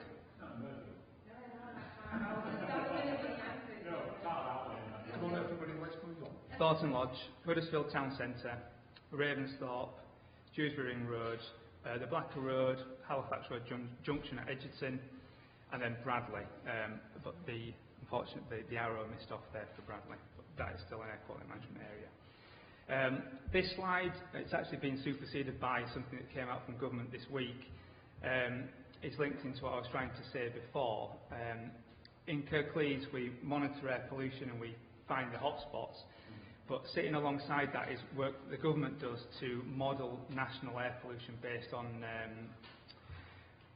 traffic modelling. So there's traffic counts and modelling that happens from that. So what the government told us last year is that we had an area identified in their national plan through modelling work up near this is the Junction 27 Birstall Retail Park, which was one of the things that diverted us away from the work we did on the action plan last year. The government contacted us again back in just around December time to let us know that they'd redone some work around this, and the actual stretch of road that came out of their national modelling was much longer, and as this week issued a further ministerial directive to require us to do further work, produce a feasibility study on how we're going to reduce emissions along a longer stretch of road which runs from this junction here on the M62 all the way down to Birstall Smithies. Which is going to be a significant piece of work, which is an unfortunate distraction away from the work that we want to do to reduce our hotspots. But unfortunately, we have to comply with national government, and we will be doing that. But it's diverting us away, our resources away from what we have to do already. So, Chair, that hotspot has been a congestion problem for years, going down all the way to the Greyhound pub at Burstall. You know, why aren't we looking at something, junction remodelling, traffic light configuration or whatever, particularly at the evening peak, when they're coming down, they get stuck at the Burstall traffic lights and the Greyhound below. Once you clear that, it's like the junction at the border of Robertstown and Hetmondwike at the Fountain. Once you clear that, you flow. Why isn't something being done to model the traffic lights or junction? It's not a distraction, it's an overdue necessity. Let's try and stick to the kind of general issues that Well, it's a specific that's being raised. And sorry, I take issue with it being called an unfortunate distraction. It's a severe health problem for people in that area.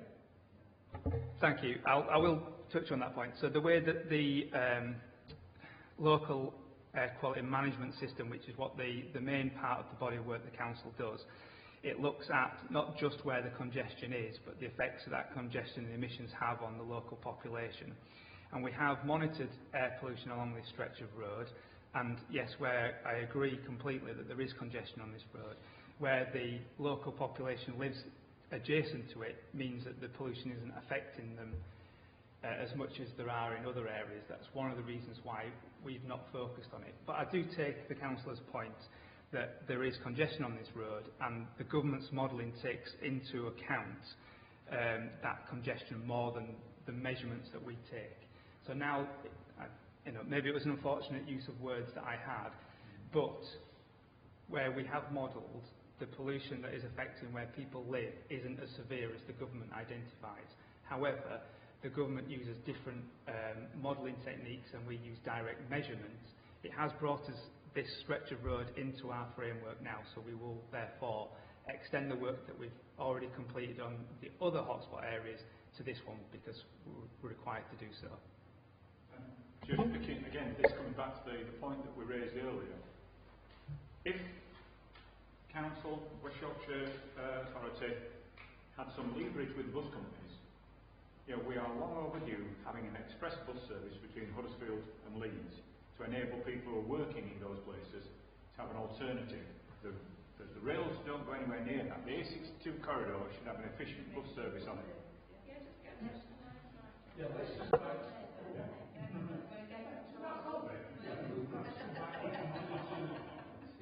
necessary partnerships today, but we can certainly return to it next year when we look at bus services. Okay, if we can just ask us if we can move on. So a brief slide just showing the monitoring locations that we have in Kirklees. As part of the strategy and action plan, we're looking at a wholesale review of the locations and looking to invest in measurements in more locations and more accurately. We've got a project with the urban traffic control team where we're looking to put pollution monitors on a number of key traffic light junctions across the borough. We're also working with the Huddersfield University to develop more low-cost, more accurate monitors to help us look at more in real time. But that's just an overview of where we monitor at the moment. I was due to pause at that point if there was any questions, but I think let's carry on.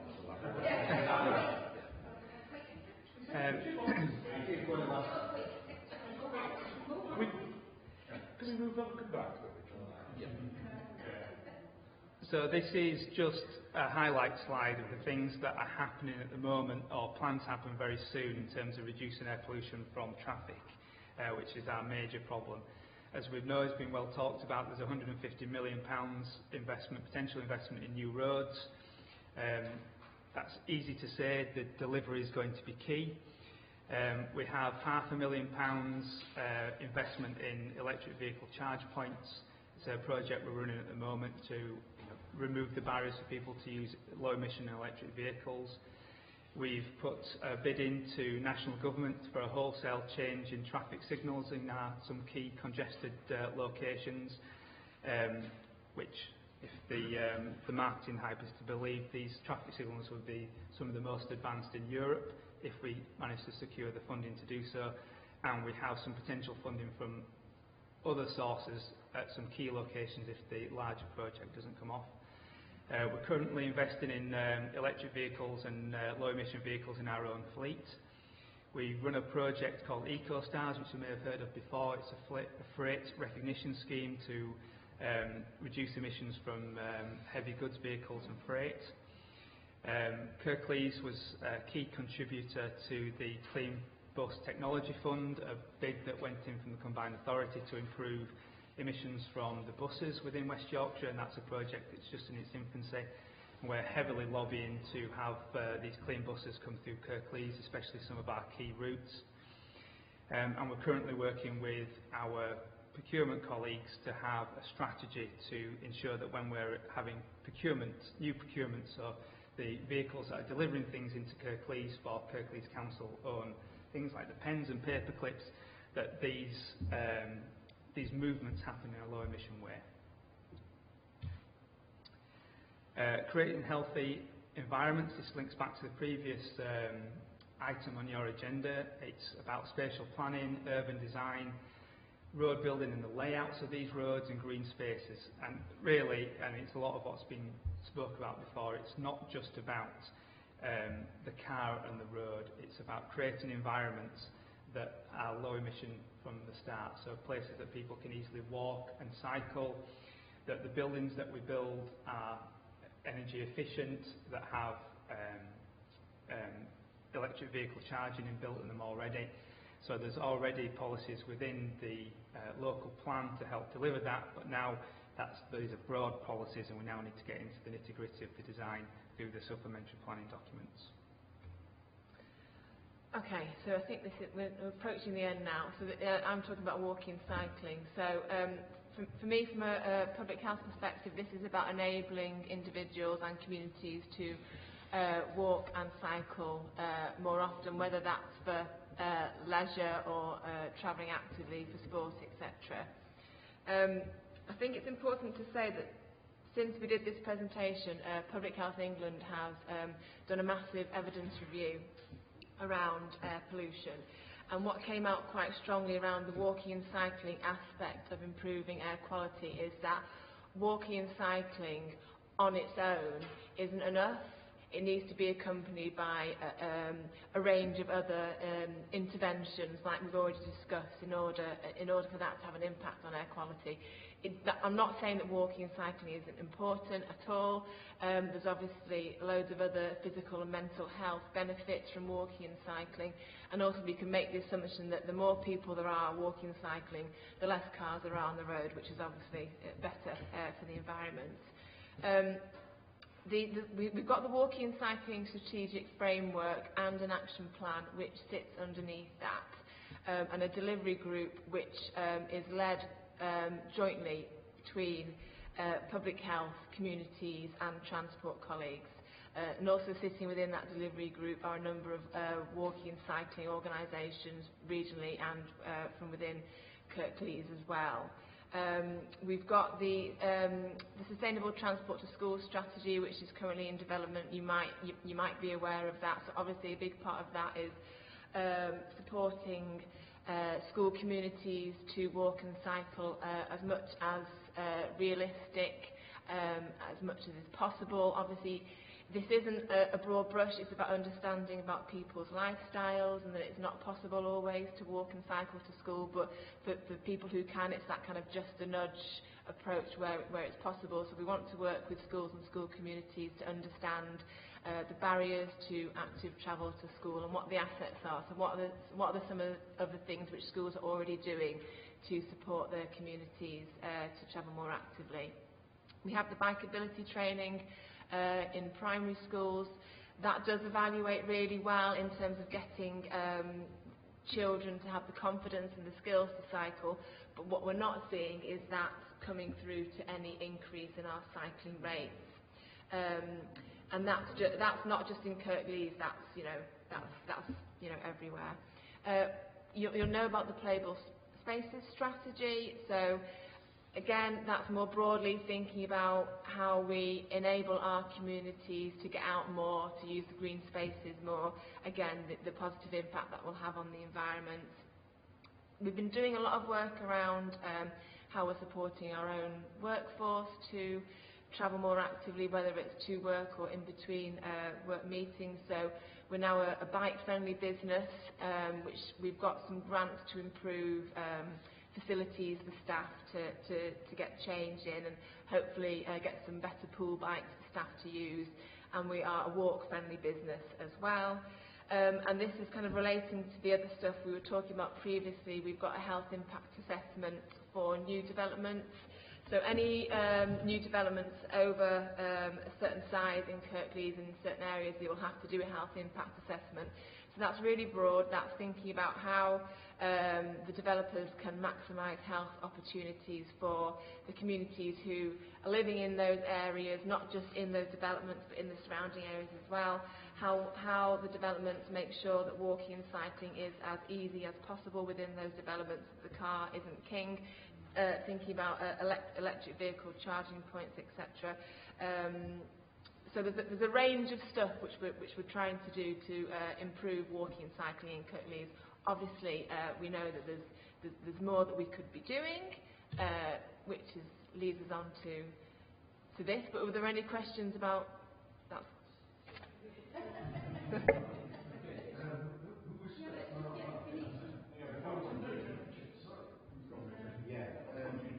Do you know what? It's 10 to 12, it's conscious.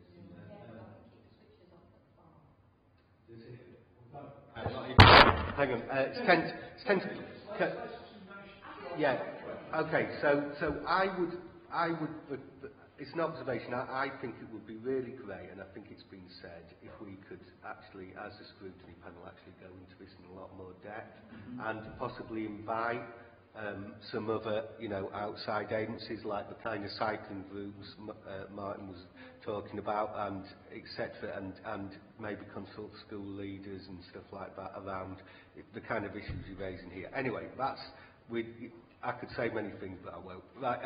Especially as a cyclist. But anyway, but I did want to raise one issue, and that's about the issue. You see, the thing is, we have a local plan now, and that is inevitably going to lead to a lot more car use. But my question is really, how is this linking up with your strategy? And obviously, as we've said, it's analogous with a climate change strategy as well. Because moving forward, you on page, was it 35, you identified some existing, kind of hotspots in terms of pollutants, but obviously, with no pun intended, this is a moving target, and inevitably there's going to be changes, and it will come about partly because of decisions taken in terms of the local plan. So, really, I suppose my question is, how are you going to affect the local plan? Because communities will no doubt object to some things on the basis of exactly the kind of issues that you're quite rightly raising. So that's my question, really.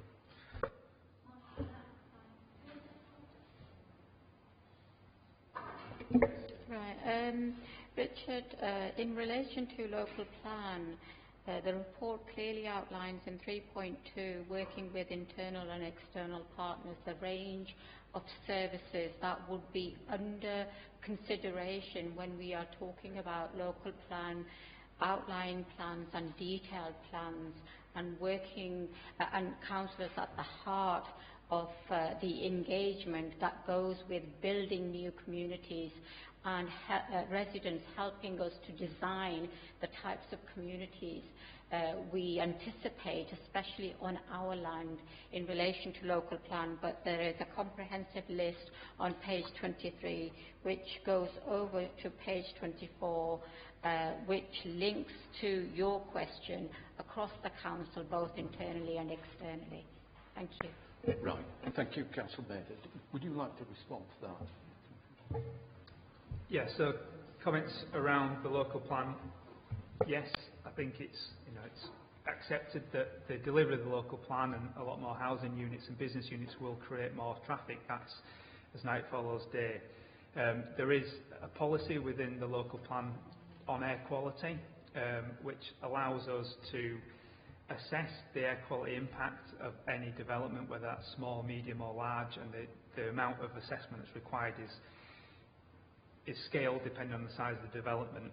And the main thing is, and through the development supplementary planning guidance, we're looking to have good urban planning to mitigate against polluting activity, separate people from pollution where we can't mitigate or the mitigation doesn't go far enough, create spaces to cycle and walk, and to promote low emission travel. So it's either through travel planning and the provision of things like metro cards to encourage public transport use, as well as the provision of low emission electric vehicle charge points on all developments to encourage people to use that as an option.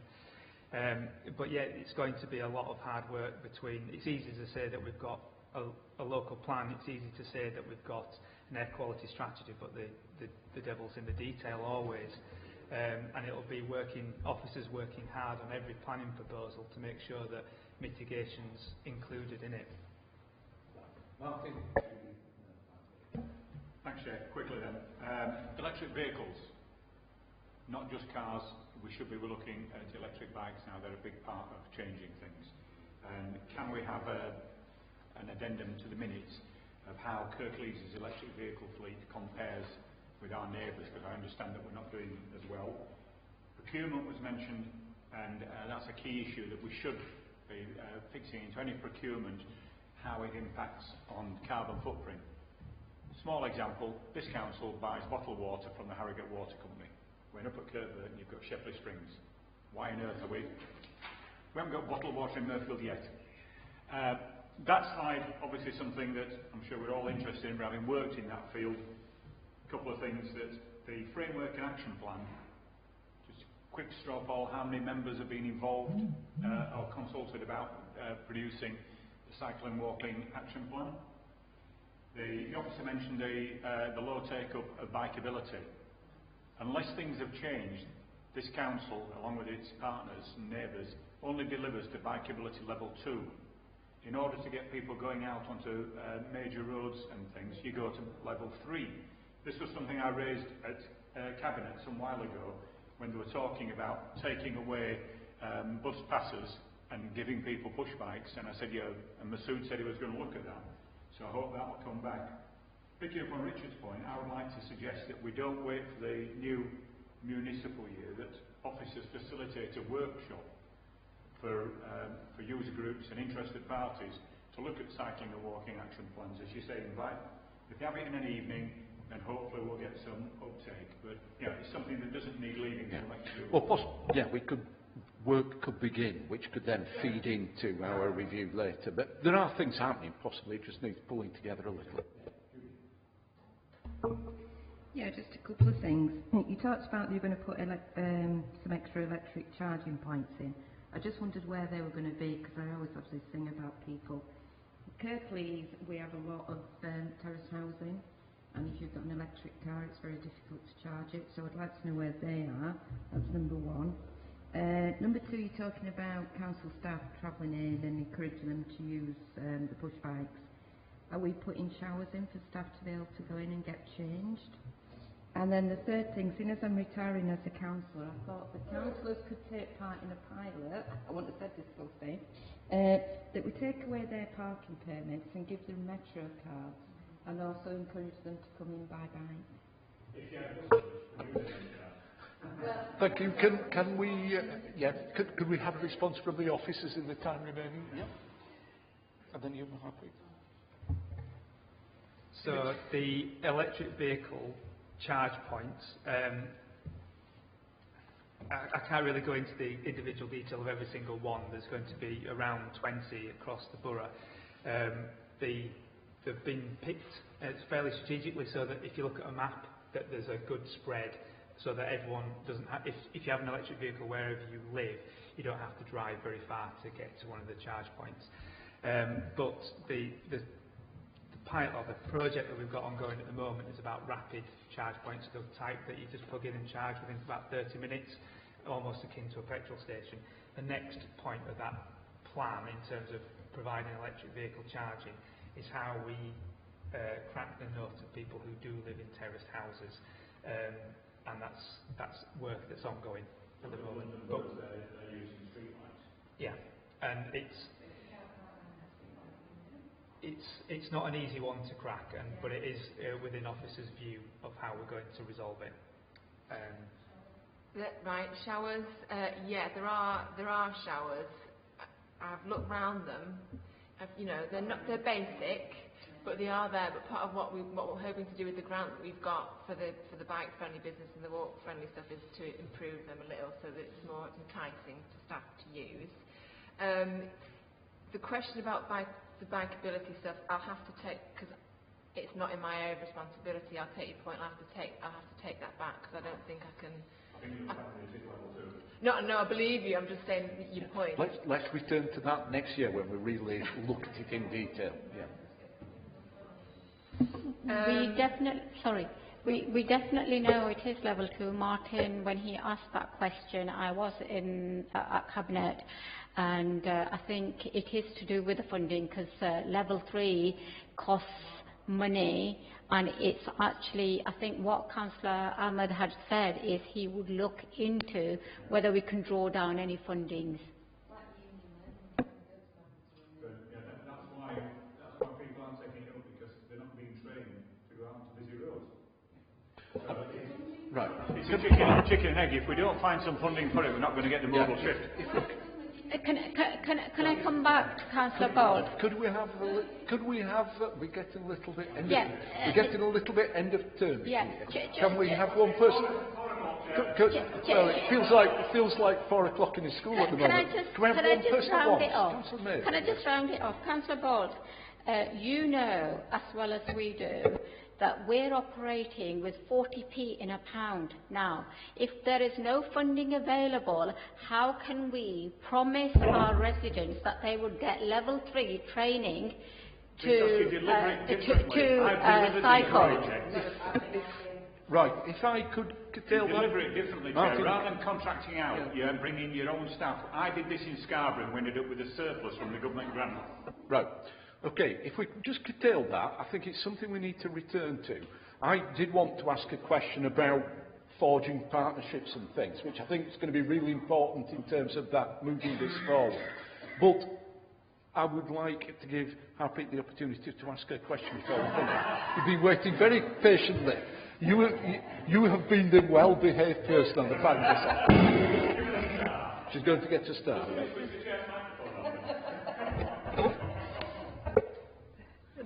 Thank you, Chair. I know we've run out of time, so unfortunately, thank you so much for your presentation. Really appreciate that. I think we probably do need to return to this, really. It's something I feel very strongly about, as I'm not a car user. And I think far too much of our, particularly around the local plan, I think we could be doing so much more around how we're designing our communities and neighbourhoods. Yeah, and I really...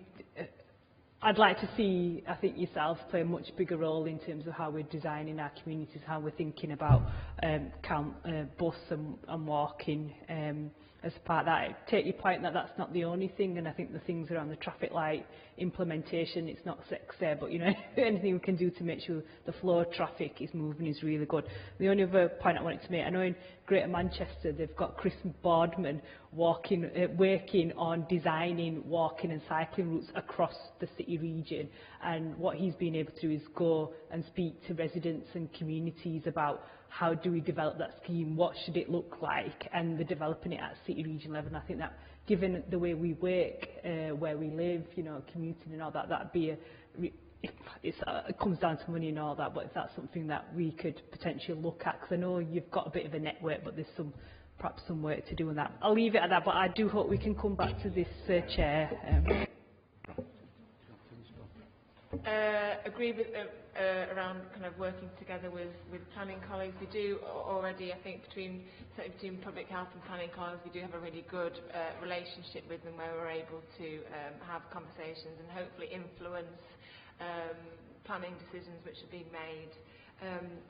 Your point about working with local communities in terms of developing the infrastructure, just as an example, we've been working with the local cycling walking infrastructure plan officer, who's only here a few months, I think, but in terms of the route from Brighouse to Bradley, improving that, we're looking at getting together with colleagues in Calderdale to think about how we can work together around that, and also work, you know, obviously it's over a long period of time, but think about how we can work with communities in that local area so that it's actually used, so it's not just about the infrastructure, the physical infrastructure, but how we're supporting communities to use it once it's there, beyond the people who would already be using it anyway, but thinking of, you know, obviously in terms of inequalities, thinking about communities who might not obviously be using it. We would want those communities to be using what's in the local area. So we are trying as much as we can to work more collaboratively like that. Right, thank you. So this is it's a massive cross-cutting issue. It's very, very important. I think it's really heartening to look at how internal partnerships are developing and how we're linking up things like the local plan with what's happening with the air quality strategy. I think our external work as well is going to be really important, the kind of things that Harpreet's raised about working with communities, designing things with them. But also I think in terms of working with local partners. Martin, you just mentioned about we don't have to do all this. There are lots of organisations out there who are interested in different aspects of this.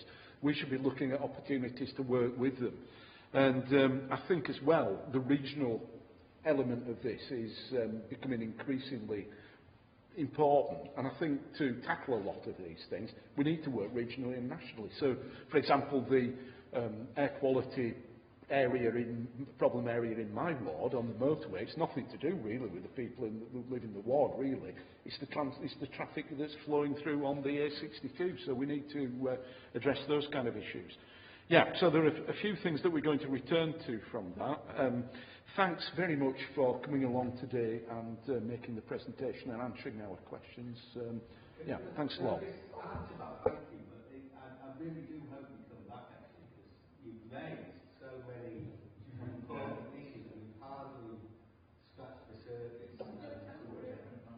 Yeah, really would be great. I think that's the issue. Air quality does touch on every aspect of not just what the council does, but what the public do and what happens elsewhere, because a lot of what human activity involves is moving from one place to another, about heating our homes, and all these things burn fossil fuels as basically how the environment and the way that society is built at the moment, and that produces air pollution, it produces climate change in gases as well. So it's easy to say, well, it's an environmental health or a public health issue. It isn't. It's everybody's issue, and everyone needs to take the mantle and make a positive change. I mean, to finish off, I was going to say the council can't do it alone. It's a national government, it's a regional government, it's government agencies, the council and the public that need to do something about it.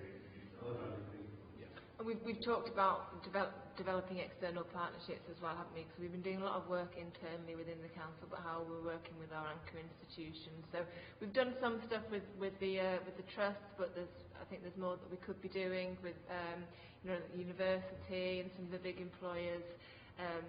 So there is something about getting our own house in order first, and then, but we know that that's something that we need to be doing as well. In terms of the West Yorkshire Combined Authority, Kirklees has recently taken up the Air Quality Chair on their Transportation Committee, which is something that's been lacking over the last 12 months. The previous chair had moved off to do different work, so there was a gap in terms of air quality we looked at regionally from a transportation point of view. So we've taken up that mantle, so we're going to be a lot more embedded within what happens regionally. Well, it's me that sits on there. It's not. Is that not seen as the Transport Committee chair? So not the committee, so not the committee of councillors, but the officer group. Sorry, that might misspeak. Okay, so thanks again to Martin. There's lots of work on it. We've had quite a number of discussions before you come along. And a lot of that discussion leads us on to our last agenda topic, which is looking. Yeah. Well, if you can give us 5 minutes before we finish. So, in terms of the review of the work programme for this year, we haven't got a lot of time to do that. Can we focus really on how that's going to lead through into things that we may wish to look at next year? Things I've just jotted down quickly. I know, Sheila, you've done a little bit more work on this already. There are one or two items that we're going to come back to, for example, the digital strategy, housing allocation strategy and so on. But key things that are coming up. The Brexit preparation. We really must have a report on that at the next meeting. We can call for things to be brought forward to our agenda. We've been waiting for this to come forward. I understand why it's not come forward so far, but it's absolutely vital that we do look at it at the next meeting. We've then got town centre issues as a big thing. We've already had commitment to looking at this at the first meeting when we come back to look at the master plan. But I think we need the follow-up, which is about how are we linking in with the wider group of stakeholders and the community in terms of ensuring that they're really involved in the process of developing the town centre. Things that have come from the meeting today are that we need to focus in on bus transport, and that's a big topic, and I think it'll need a lot of thinking about and planning before we bring that to committee. A lot of discussion with officers, and not just transport people. I think it does come into the plan, housing development and so on as well. Cycling and walking, again, I think we'll need a lot of thinking about, because there are different aspects to that, and I would very much value your input with this, Martin and Richard. I know you're both very keen on this. It would be good to talk with you as well as officers about what we're going to look at there.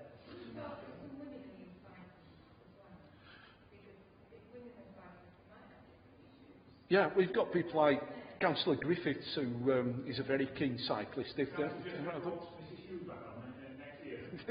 we're going to miss you, Judy. Right, are there any other particular things that I may have missed or have sprung to mind? Yeah. Not particular, Chair, but as you said, the issues, public-facing ones, the bus and the cycling, can I suggest that we take those to maybe an evening workshop or something? Because if we start talking about how bus services impact on the communities at 2 o'clock in the afternoon, many of them are either at work or at college or something. Yeah. I think we've got to be facing the public who we serve on that one.